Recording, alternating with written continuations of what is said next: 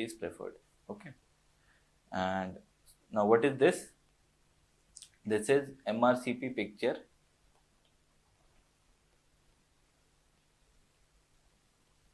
showing CBD stones. Okay. So you can see here that the biliary radicals are dilated. The intrahepatic, even inside the liver also the biliary tract system is dilated. The common hepatic duct is also dilated. CBD is also dilated, and in CBD there are presence of multiple CBD stones. Okay. There is presence of multiple CBD stones here. The CBD stone is also known as Choledocholithiasis. Now we are going to discuss this topic, Choledocholithiasis. And Choledocholithiasis is basically a stone in the bile duct. Stone in CBD is Choledocholithiasis. And the stone in CBD can be of two types. It can be primary or secondary, and it can be retained or recurrent. Okay. Now, what is primary CBD stone? What is secondary CBD stone? Now, around 6 to 12% of patients with gallstones have CBD stones also. Okay, so just to make it easy, around 10% of patients with gallstones, they'll also be having CBD stones. If they are having CBD stone at the time of gallstones, then it is concurrent or simultaneous presence of gallstones and CBD stones. Okay, but if they are developing gallstones after CBD stones after cholecystectomy, if CBD stones are developed after cholecystectomy,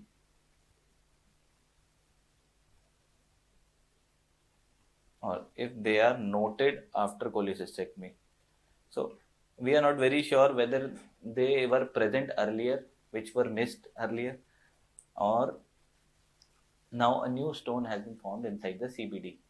So to make it clear, a 2-year timeline has been taken. If we are getting a stone, if we are getting a CBD stone within 2 years of cholecystectomy,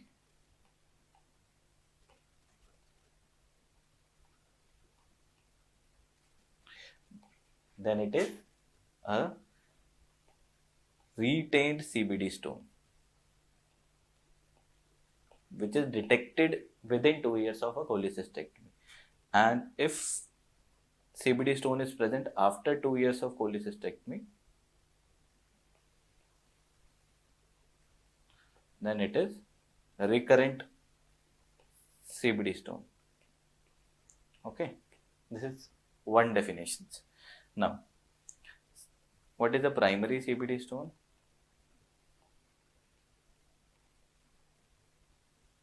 And what is a secondary CBD stone?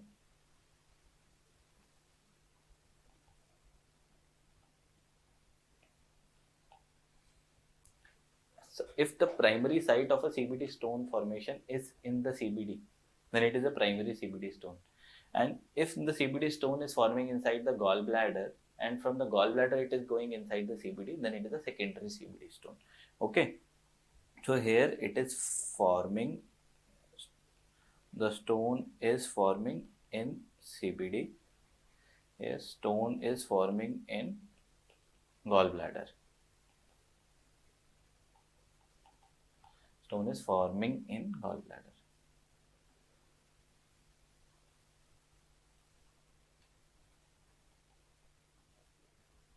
Okay, this stone which is a primary CBD stone, is most commonly brown type,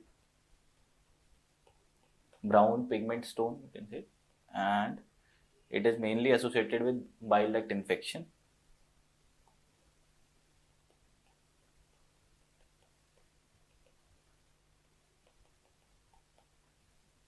And is more common in developing countries. Okay.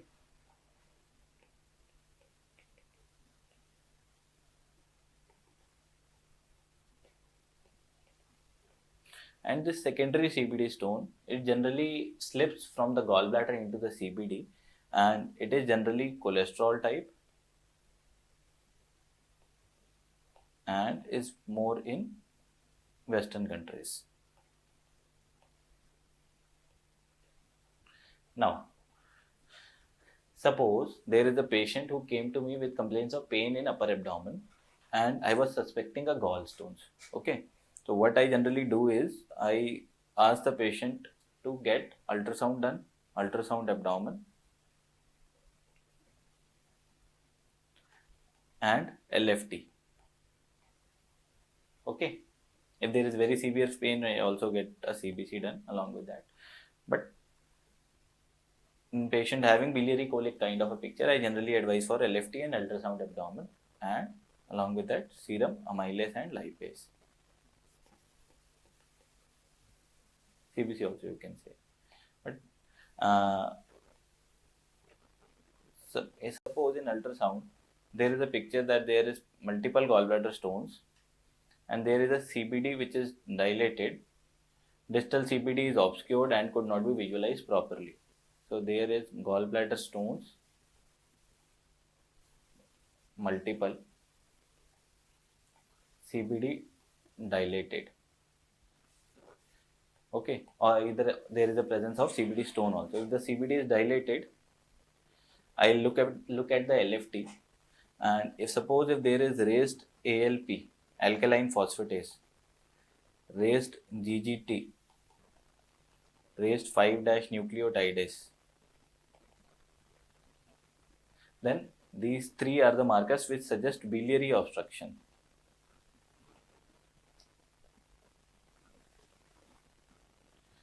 So if there is CBD dilated, raised ALP, GGT, I'll ask patient to get MRCP done. Why? Because if I'll go straight away with a cholecystectomy, there is a possibility of, if suppose if there is a biliary obstruction and due to the stone, and if we are doing a cholecystectomy, then there is a possibility of, due to this raised pressure, there is a possibility of increased cystic duct stump blowout.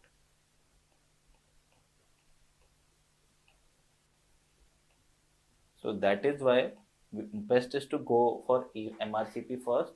If there is a CBD stone, we should remove CBD stone first,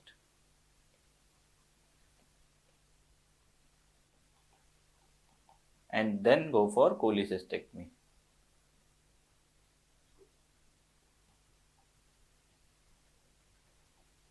Okay. In CBC, if the WBC counts are raised, then there is a possibility of cholecystitis or cholangitis. In this case, if there is presence of CBD stone, WBC can be raised, which shows the presence of cholangitis. And serum amylase lipase can also be raised if there is presence of pancreatitis. Okay. So that is why this is very important. If there is presence of gallstones, we should first rule out the other associated problems, and then we go ahead with the cholecystectomy. Okay. Now, if there is presence of cholangitis, now what is the treatment for that, and what all are the problems or complications which can occur in a patient with CBD stone? So, the clinical features of CBD stone: patient generally presents with abdominal pain. Sometimes patient present with cholangitis or jaundice. Okay. Now, cholangitis is basically a triad of pain, fever, and jaundice. Cholangitis is basically infection in the bile duct.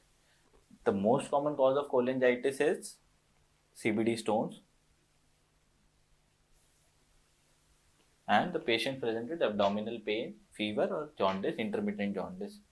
Okay, generally all of the three characteristics of the triad are not present in majority of the patients. Most commonly there will be pain in the abdomen. Okay, and the name of this triad is Charcot's triad.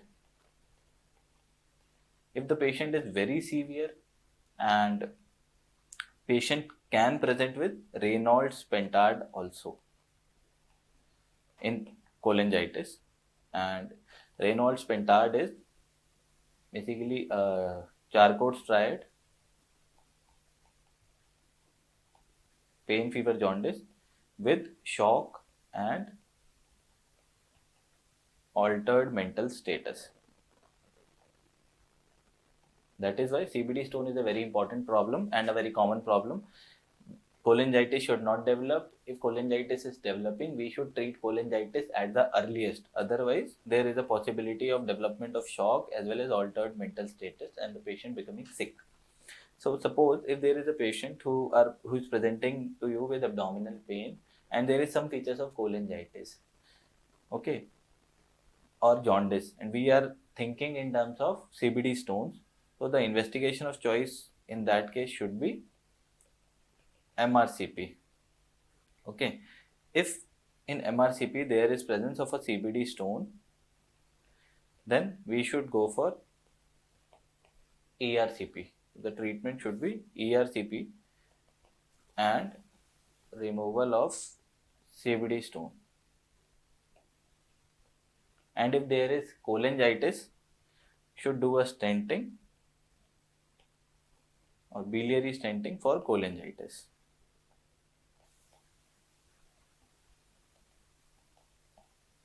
Along with antibiotics. Okay. Now, this in ERCP, the removal of CBD stone depends on size of CBD stone. Generally, size less than 1.5 centimeter can be removed with ERCP.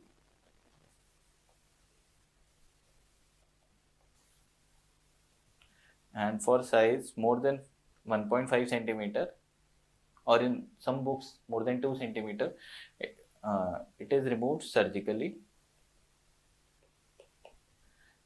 and the surgery will be choledochotomy and removal of CBD stone with various options. Okay, so we'll open the CBD, we'll remove the CBD stone, and then we'll have to close the CBD. So we can do a primary repair of CBD also, and we can do a T-tube drainage of the CBD, and we can do a choledochoduodenostomy. Okay, and that is the anastomosis of bile duct with the duodenum. That is drainage of bile duct with the duodenum. So if the size of CBD is more than 5 centimeter, the CBD is dilated more than 5 centimeter, drainage procedure is recommended, and the most commonly performed drainage procedure is choledochoduodenostomy. Okay, so choledochotomy is removal of CBD stone with primary closure of CBD or T-tube drainage or choledochoduodenostomy, which is also kind of a drainage procedure. Generally, drainage procedure is done if there is a distal biliary obstruction which could not be cleared.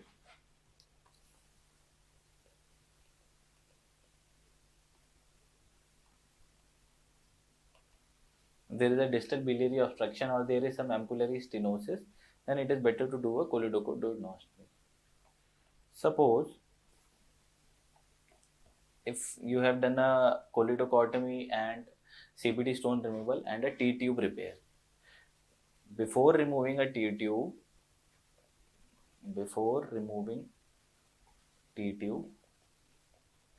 we should do a T-tube cholangiogram at 7 to 9 days.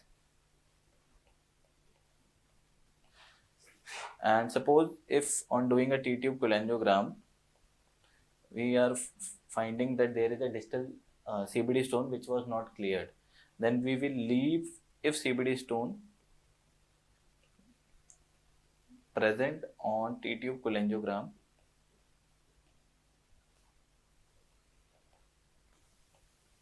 then leave T-tube for 6 weeks or 4 to 6 weeks. Then what will happen? Tract will develop, and through that tract, from the percutaneous, we can go inside the CBD. We can extract that stone by dilating that tract, and then we can remove the stone. And after that, when the obstruction is relieved, then we will be able to remove the T-tube later on. So this percutaneous extraction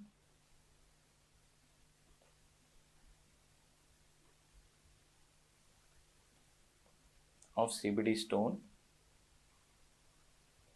after 6 weeks is known as a Burhen technique.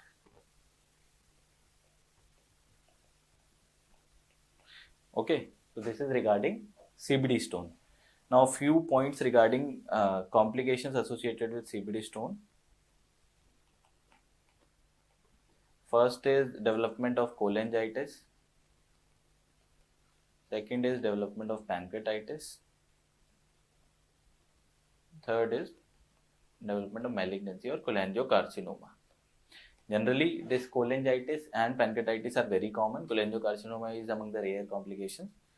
And this cholangitis we are going to discuss. And cholangitis is basically infection in the bile duct.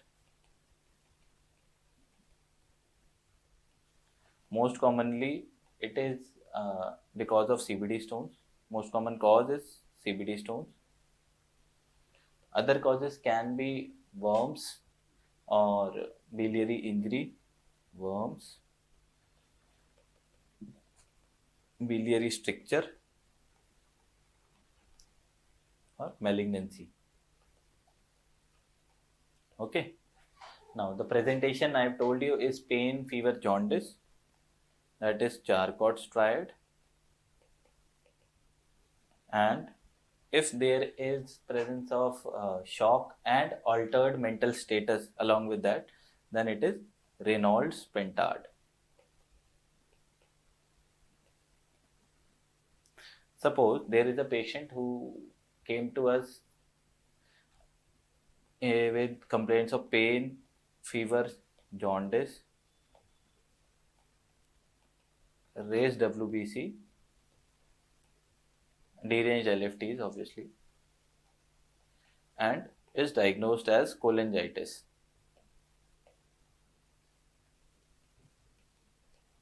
So we have got the MRCP done. MRCP showing distal CBD stone. Now the first step is to start the next step. What is the next step in treatment? Next step in treatment is start antibiotics and IV fluids. Okay. Step is first to start antibiotics as well as IV fluids, because patient can go in shock also due to this infection. Okay. And next step is biliary decompression.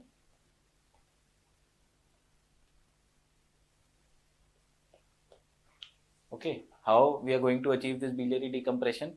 Best is to go for ERCP and stenting. If the patient is very sick, best is to go for ERCP and stenting, which will decrease the biliary pressure and will decrease the infection also. And if possible, remove CBD stones at the same sitting. Or once the patient improves, we should go ahead with the CBD stone removal. Okay. If ERCP is failing, we can go for percutaneous transhepatic cholangiogram, drainage, and if possible, a CBD stone removal. And if both ERCP and PTC is not working, we should go for surgical decompression with a T-tube.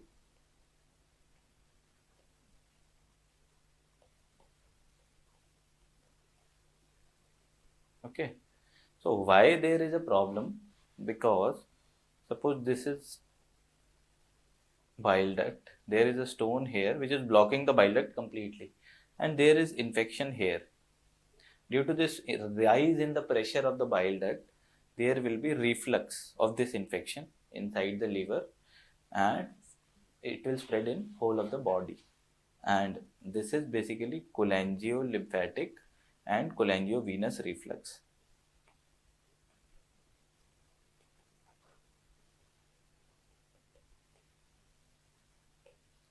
Okay, occurring because of this raised intrabiliary pressure. In around more than 50% of the patients with cholangitis, they have a positive blood culture. So the infection is there in the biliary tract as well as in the blood. Okay, in more than 50% of the patients. And the most common organism identified on blood culture is, or the bile culture is, most common organism is E. coli.